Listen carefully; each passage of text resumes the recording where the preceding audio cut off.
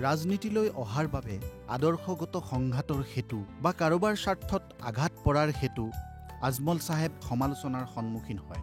এয়া স্বাভাৱিক, কাৰণ ৰাজনীতিৰ জগতখনেই এনেকুৱা। ইয়াত চলে নেতিবাচক প্ৰচাৰ।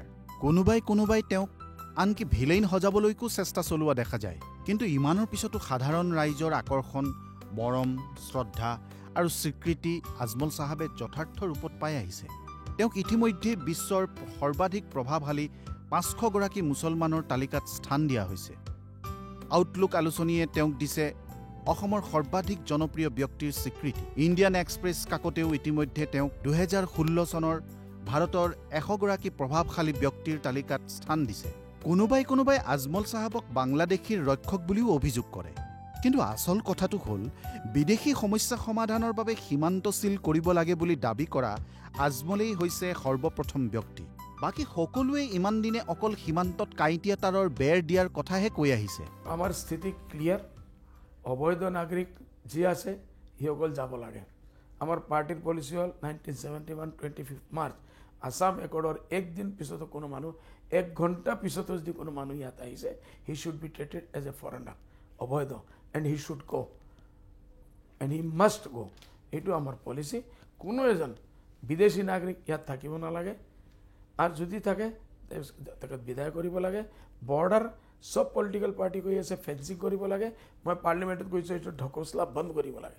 এইটো পইচা লুটাৰ এটা ধান্দা, হাজাৰ কোটি টকা বৰবাদ হৈছে। এইটো বৰ্ডাৰটো চিলিং হ'ব লাগে। এইটো মোৰ পাৰ্টিয়ে, আমাৰ UDF পাৰ্টিয়ে প্ৰথম বৰ্তমান এইটো দাবী দিছে, আৰু এইটোৰ কাৰণে আমাৰ পলিচিটো ক্লিয়াৰ। এজনো বিদেশী বাংলাদেশী নাগৰিক আমাৰ ইয়াত থাকিব নালাগে। দে মাষ্ট গো ফ্ৰম ইয়াৰ।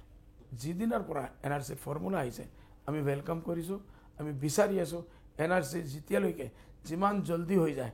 আমাৰ বহুত মাইনৰিটি মানুহৰ মাথাত ওপৰত বাংলাদেশীসকলে লিখি দিছে, NRC যদি প্ৰিপেয়াৰ হৈ যায় চব মানুহ ফ্ৰীলি ঘূৰিব পাৰিব।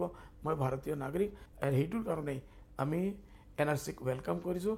NRC যিমান জলদি হয় NRC প্ৰিপেয়াৰ হ'ব লাগে, আৰু মানুহৰ মাথাত যে দাগ লাগি আছে বাংলাদেশে, সেইটো ক্লিয়াৰ হ'ব লাগে।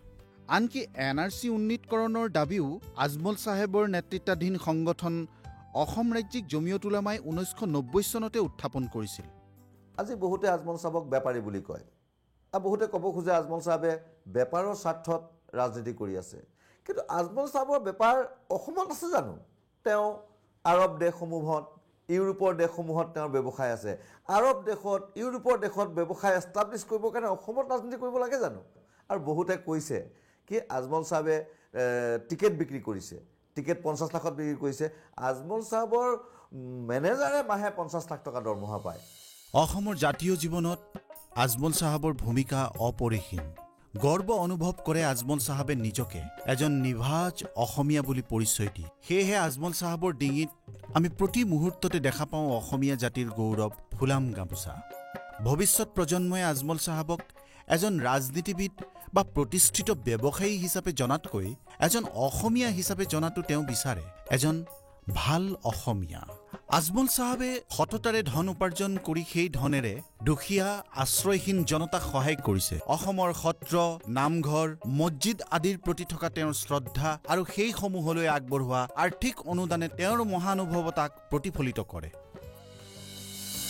যেতিয়া এগৰাকী ব্যক্তিয়ে সমাজৰ কাৰণে নিস্বাৰ্থ মনেৰে কাম কৰে আৰু তাৰ পিছতো আনে তেওঁৰ কৰ্মৰ সততা উপলব্ধি নকৰে বা বুজিবলৈ চেষ্টা নকৰে, তেতিয়া মানুহ হিচাপে সকলোৰে মনত বেয়া লগাটো স্বাভাৱিক, হতাশা উপজাটো স্বাভাৱিক। কিন্তু আজমল চাহেব এই ক্ষেত্ৰত ব্যতিক্ৰম। हम अकेले ही चले थे जानिबे मंजिल, मगर लोग साथ आते गए और कारवा बनता गया। আমি অকলে ওলাইছিলোঁ, এতিয়া মোৰ লগত লাখ লাখ মানুহ আছে। অসমৰ নহ'লে কমচে কম 40-50 লাখ জনগণ মোৰ লগত আছে।